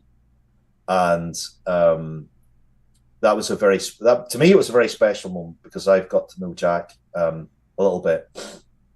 And but very clearly, it wasn't for me. It wasn't for the Stoker family. It wasn't for the StokerVerse, but it was for you guys. So, having said that, if you've already got Jack's autograph, maybe consider still contributing and getting another autograph, because you can never have too much Jack stuff. That's true. You never have too much. You never have too much Jack. So, and Jack will as well. And when you say you can never have too much of Jack, Jack will talk to you for hours. So you can never have too much of Jack. Yeah. He's coming back. We're gonna have him. Yeah, back we're gonna have him online. Yeah, Yes. he'll be back. But there is, and they're organizing a convention in, I believe it's in Texas. Yeah. Jack is not going to be at that convention. So just so that you know, they're trying to bring together a lot of the classic 1978 cast of Battlestar Galactica to go to this convention. The last time they tried this, it turned into COVID. Yeah, it did. And Jack was going to go, and IFB had a big play. We were heavily involved in the convention that didn't happen because of the pandemic. It was canceled, and Jack was going to be there. We were sponsoring him, the whole 9 yards, for a special show that he was going to put on. Didn't happen. He's not going to be at the next show, guys. There are no more shows. Jack is not doing any of them. So we convinced him to do this private signing as a final gesture to the fans. He was under the impression that nobody wanted. There was nobody left out there. That nobody remembers him. Everything. Yeah. And so it would be kind of cool if we all kind of, it's the Christmas time, Christmas season, and you could have it personalized to yourself. You could have it personalized for a friend that is a fan. Yeah, great Christmas gift. Yeah. Oh, heck yeah. Imagine getting a Lieutenant Bojay Jack Stolfer, original signature. Oh my God, that's having that and rewatching the episode with some eggnog and maybe some Tipsy inspired mushies and some Tipsy inspired drinks, right? So, and that would be quite a cool reveal. So you can sit with a family member, watch the story, and then hand them the autographed image. Okay, so that'll be quite a cool reveal, and then give them the story as well. So absolutely. We really want to push this, because we're not making any money. No, but it's very important that we all recognize the contribution that Jack has done. And if you didn't catch it, we did a special, a Battlestar Galactica special with Jack, Eric Larson, Lorette. It was September very, 17th, very, very special. Very, very special. And it's all about honoring these guys who have entertained us. And he's coming back online soon. We're going to start recording some of his stories that he's got beyond Battlestar Galactica. Yeah. It's incredible. Some of the if you you get it's great, because if you get a chance to sit there and talk to him, and he'll talks about some of the behind the scenes Hollywood pieces and just some really great stories. And of course, I think I've mentioned this before, but one of the greatest stories he tells was how he was almost John on Chips. Yeah. So Oh, how yeah. he turned that Yeah. down, and and now it's a great story. Plus, But I understand. I yeah. understand why he turned it down. It was Yeah. there was a. Once you hear this, folks, it's like, Yep. okay. So Yeah, when we're So going we're to going have to him record on. those. We're going to get those stories on tape. Yeah. I guess is the easiest way of saying it. Yeah. Because one of the reasons why Pete and I started this show is to get some of the fans and their stories online, as well as some of the people who were behind the scenes. That was the idea behind the entire show when we first started. This is like, and I always say it, we always have a shelf life. These people, we're not going to be around forever, but this broadcast will be around many, many, many years after we're gone. And that the information somebody may look back on, somebody may want to know more about maybe the White Worm or the Dracula piece, or where did Frankendice? It became a big national phenomenon, and maybe Yes. you just don't know, You don't right? know, So you but just look, don't know. So that's the great thing behind putting this online and documenting it for the ages. Really, I mean, this is our Egypt. This is our pyramids. Yep. The online piece, this is our pyramids. It's digital. It's not we don't get to build the huge pyramids in the desert, or we don't get to do the sarcophaguses and those kind of things, but we get to build stories. We get to build the ability to spread those stories and maybe inspire someone else. That was the whole idea behind this whole thing that we started 5 years ago. Jesus. Yeah, which is crazy. well, look at everybody out there, right? So we've got Commander Kane, we've got Paul. Yep. Become a really good friend of mine. I really appreciate Paul, but look what Paul does for the fandom, constantly doing stuff. Absolutely. I love Paul's live videos where Baz, mediocre modeler Baz. We've got Lola, who's always here, always talking about the fandom. All the guys out there that you guys are watching right now, you're all contributing something to the things that you love, right? And you're all very important to us. Speaking of that, Doc, we have David Riley and Justin and Jan and Carol and Nora and Jerry. Swear to God, I'm going to get you Dave Montgomery, Rad, Joyce Jan. Green, Phil, Andy, Ryan, Ray, Barry, Susan Griffith, Ken, Fred Buck, Rick Farron, Phil Bowden, let me see, Daniel Floyd, Peter Wall, Rita Christensen, Andy Watkins, Bill, Michael Gamba, Scott Angst, all of you guys that are watching us live. Thank you very much for jumping on. Yes, it's Interfleet Broadcasting. Here's to you. Here. Yeah. Yes.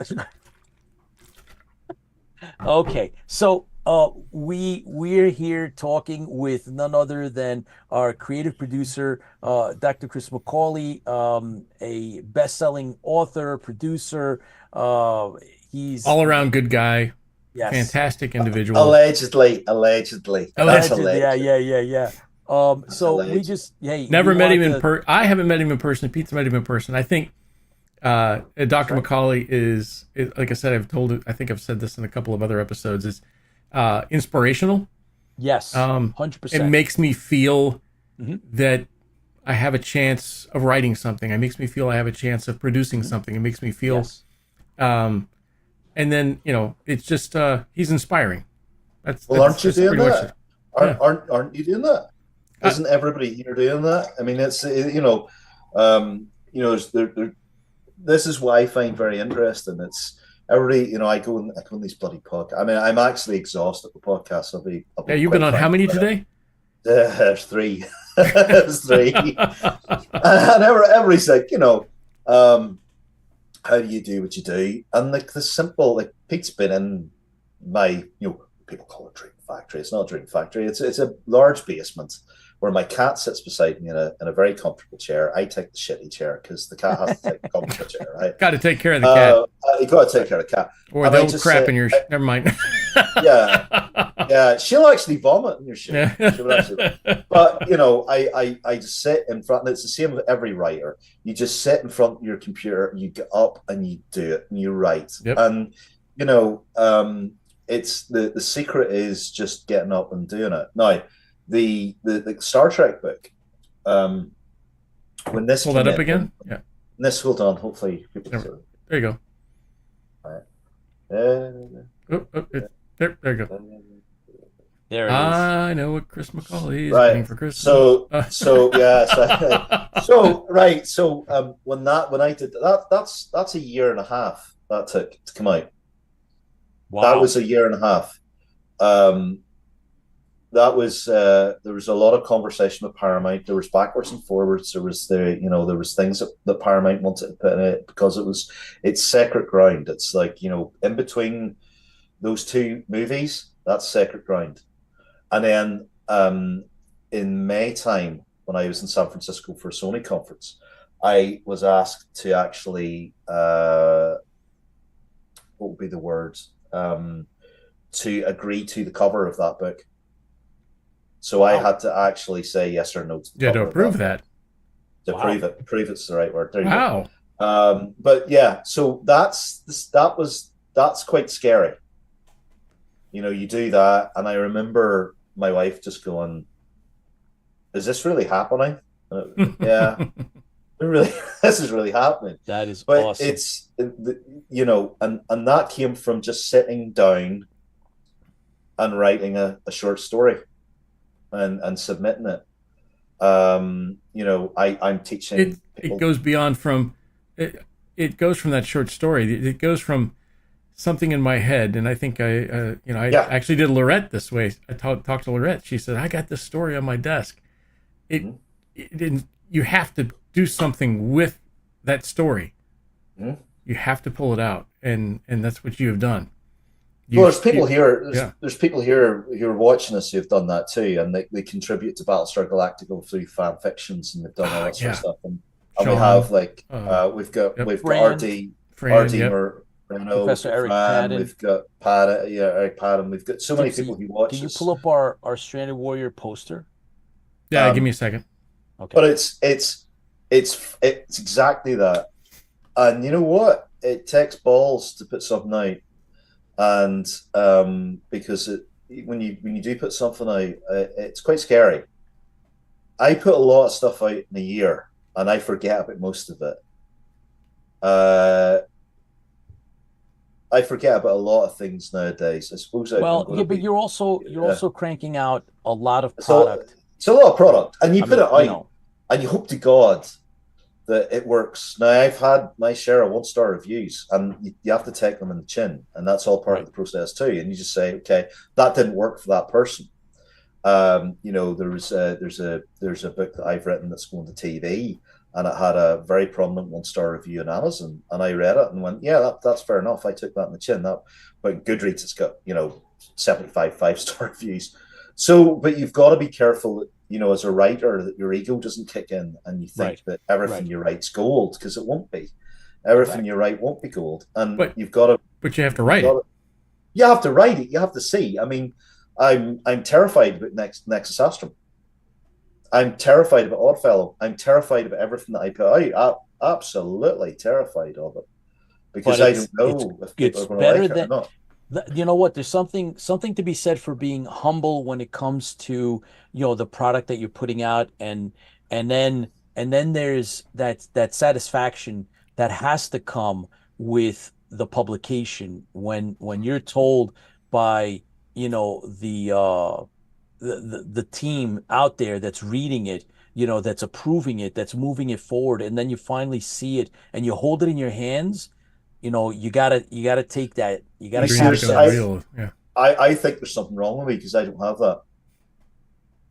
I think there's something wrong with me. I don't have it. All I have is literally the next one. It's the next one. It's the next one. And I'm counseling people, other writers, and going, you know, I climb on the mountain. What you guys should be doing is, once you get to a peak, you should stop and observe the view and then go upwards. I don't observe the view. I mean, I do at the end of the year. I do end of the year roundup and stuff. Right. But whenever and then I you keep going. And I keep going. Yeah. I don't. There's something about me that's. I look at the product and I go, okay, I hope that people like this, but I don't have the time to sit and go, okay, this was great or whatever. And I love the fact that I've worked in Star Trek now. I love the fact that I work in Doctor Who. I love all of that. Right. And it's great. And I can sort of say, I worked in Terminator, I did all, and you sort of go, yeah, these are the dreams. But there's never that feeling that I have when I hold the physical product and go, wow. I mean, very consciously, I actually give a lot of my stuff away.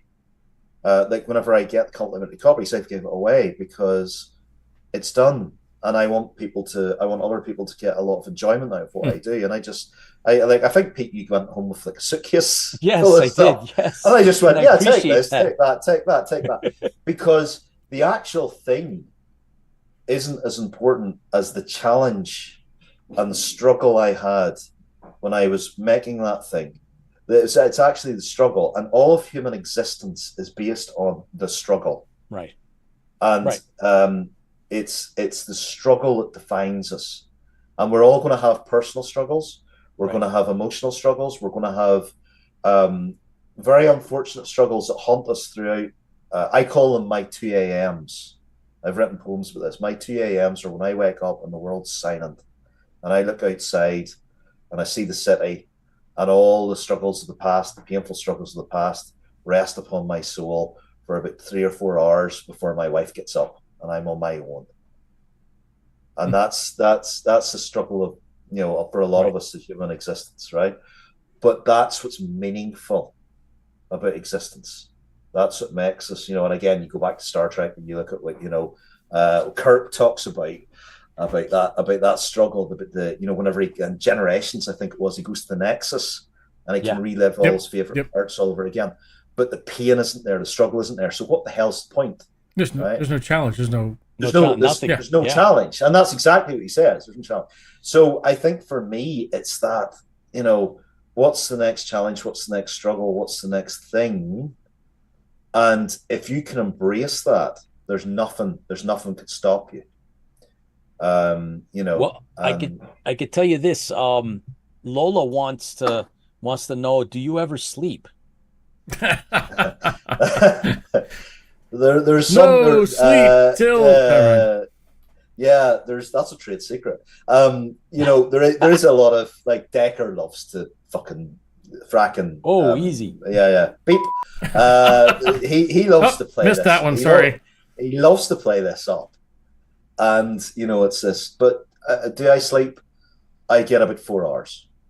Okay, I get about 4 hours sleep. I usually start work at midnight, and I don't stop to about maybe at 9 or 10 o'clock at night. And it's not something that I advocate. It's not necessarily healthy. It doesn't sound healthy, but it depends. A lot of people operate on different hours of sleep. Yes, that's true. I've got to juggle. At the minute, we've got the StokerVerse card game. It's gone to massive worldwide release. It's coming out in January, so I've got to be in sync with the UK guys. I've got to be in sync with UK publishers. I've then got to do meetings about TV shows. I've got to do my wow. Okay, fair enough. Fair play, man. I've got to, and that's not a small sip. Fair enough. But yeah, I've got to then do my day job. I've got a lot of stuff that I've got to do. So that's why it's a necessity. Not everybody. You don't have to. I don't know how many products I have out this year, but it's a lot. You don't have to do that. All you've got to do is get the one thing that you really want to get out. Right. What makes you feel that you've met the challenge and you're ready for the next one? What's your success? What's your what makes you happy? I mean, that's the important piece. I mean, if you're not doing something in your life that makes you happy, I know a lot of us work jobs that we don't like because we all have to live indoors and eat.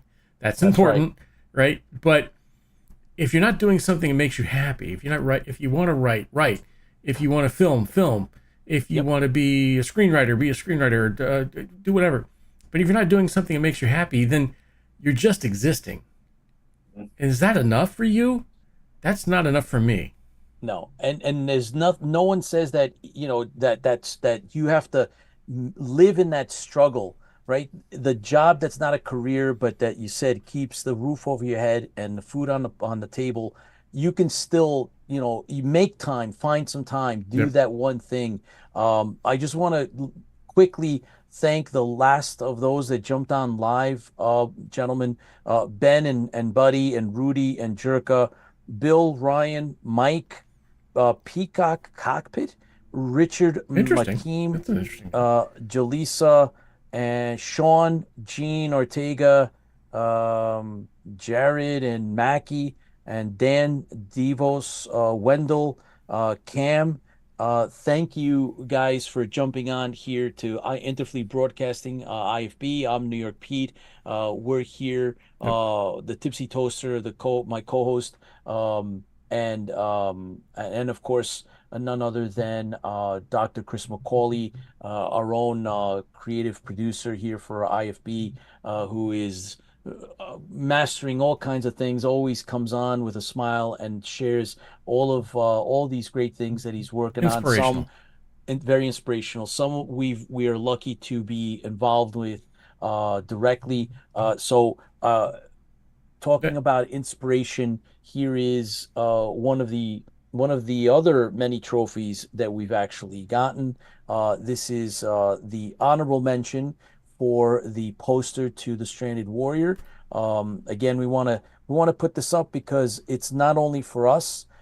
This we're sharing because this is part of everyone that supported the Stranded Warrior during the campaign where we had a successful Kickstarter. We raised over $14,000 with the help of the fans. So this is the honorable mention. We have two different honorable mentions and one actual win. So we won in Italy at the Monza Film Fest for the best movie poster. And then we have honorable mention from Spain and from Greece, Afterlife Festival and the Athens International Monthly Art Film Festival. That's this one that I'm holding up. So I want to just thank all the fans again for helping and supporting, both just with, you know, the kind words that you've sent to us. Others were able to send us a little bit of economic help. Some of you guys actually filmed videos on our behalf. Many of you just, you know, whatever you did for us, thank you. And then, of course, thank you to the team. Dr. McAuley, you are executive producer on this, The Stranded Warrior. So this is also yours. We share this with you and everybody else. It honestly means a lot. I mean, this is, you know, I've been talking about it in various podcasts. But the last serious thing I'm going to say, because I saw Mediocre Modeler ask the question or get a statement, right? Mediocre Modeler is incorrect, by the way. Well, we have to talk this before we go, because I think this is debatable. The last thing I'm going to say is, if you take anything away from what we've talked about for the last 40 minutes, is please God, do not live a life of quiet desperation. Yes. Humans live this life of quiet desperation. I've observed this, and it's not good. And there's ways of achieving your dreams. I had a particularly Felder carb. See, I'm learning these words. Felder carb. They didn't have to even do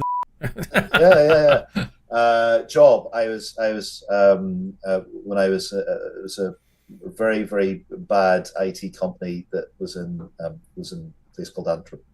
And you work for Borays. Got it. They made my life a misery for about 5 or 6 years.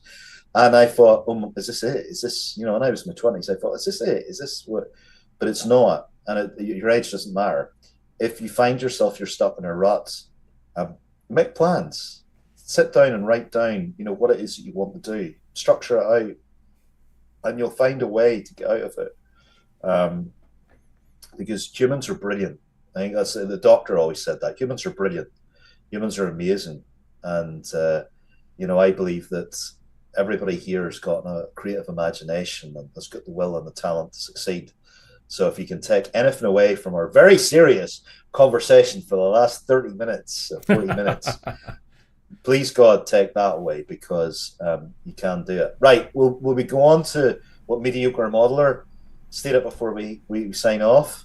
I want to debate this. I definitely want to debate this because I believe, well, depends on which one he said. The one I see is Stormtroopers and Cylons. Yeah. I would say Cylons smoked a number of Colonials in the Vipers, and the Cylons also killed off one of the main characters in the show. Oh my, I can't believe that we're actually discussing this seriously. Versus Stormtroopers that did what? They've really not done.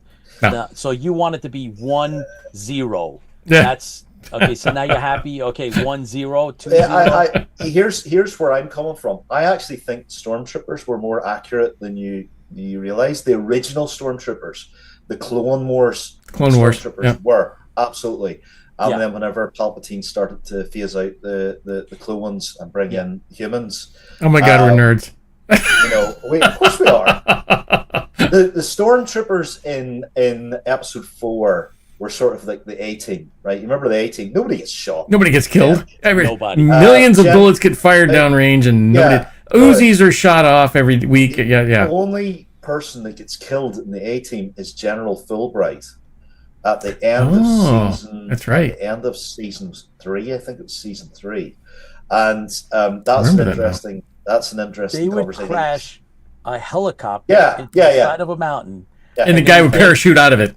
And then the thing would blow up, and they would crash. The remains would come down, and then guys would walk out of it. And hey, that's the magic of ET's television, right? Knight Rider was the same. The only person that actually died in Knight Rider, I think, was the girl that starred Tanya died, and Michael Long died. Didn't Boomer die in the very first episode? He died. The guy who was Herb Jefferson. He died. I think that's one of the things that led him to where he was at. Yeah. One man can make a difference. Right. So that was, but it was the magic of ET's television. But the Stormtroopers are a bit like that. They're quite. They're sort of like that. I love classic Star Wars. I actually really like prequels. People shout at me for this, but I really enjoy the prequels.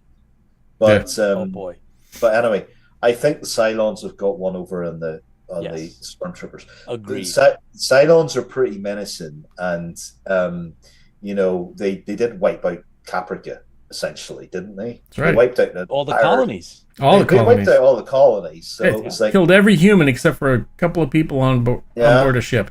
And if you want to be really controversial about it, they also killed Baltar, which should have been and then should have chopped his head off. And then in the comics, you find out that actually they did kill him and they brought him back. They put him back together. So I really liked that actually. So anyway, right. With that said, there you go. Hopefully that. I want to do something for Mediocre Modeler before we leave. I know we're getting ready to call. I know. What are you doing? I've started. Yeah. And got. Oh boy. The newest Firefly audiobook. Ooh. And Mediocre Modeler. I don't know if you're still out there or not, but it's amazing. And we learn something about Shepard Book in this. His background is kind of is put into this, and this is also, you have to remember, they're like, oh yeah, it's just a book, but this is also reviewed by Joss Whedon. Let's not talk about him. Yeah. So he actually overlooks these books that come out. So. Get the audiobook. I can tell you that much. It's amazing. And Shepard Book is not the person you may think he is.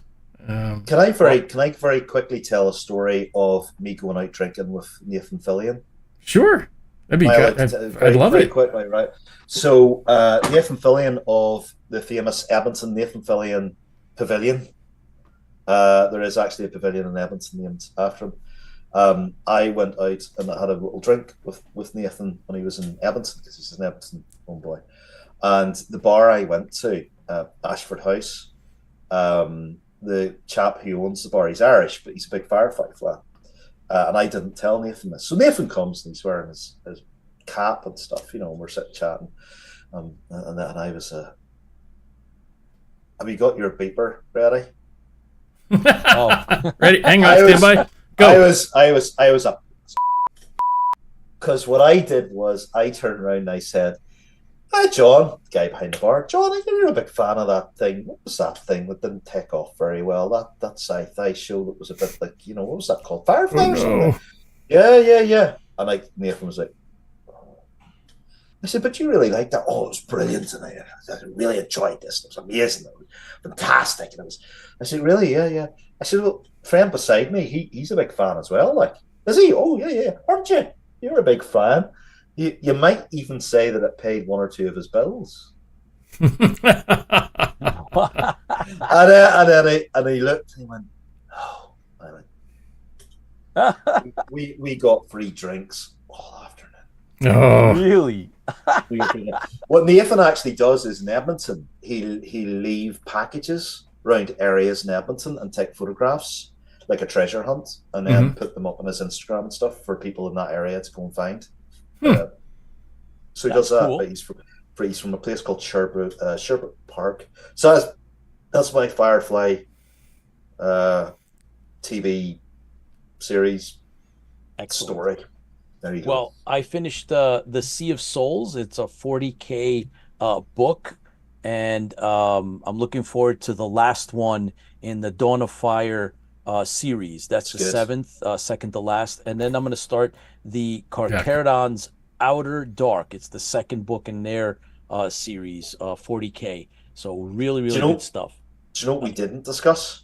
I have 40K stuff coming out. What? But we'll look. Let's save that for next time. Exclusive. We're doing an exclusive. We'll do an exclusive. I have 40K coming out, and that came directly from the IFB show that I did with Clint Langley. No way. And that very night, awesome. I sat up and wrote a couple of 40K, and Black Library have taken them. But anyway, we'll talk about that later. All right, perfect. Well, listen, thank you for tuning in, everybody, and especially those that are watching us live. Thank you to everybody that watches us later. Sometimes 30 and 40,000 of you take the time out to watch us, and thank you for doing that. We appreciate it. Make sure to don't forget to click the like button. Make sure you're subscribing to us. Tell your friends. Yep. Yeah, follow us, please. Hope to see all you guys next show. Keep the faith, and remember, fans fuel the fleet. Fans fuel the fleet, and go sign up and get a Jack Stauffer autograph. Yes. There you go. Y'all take care. Thanks, guys. Stay safe till next week.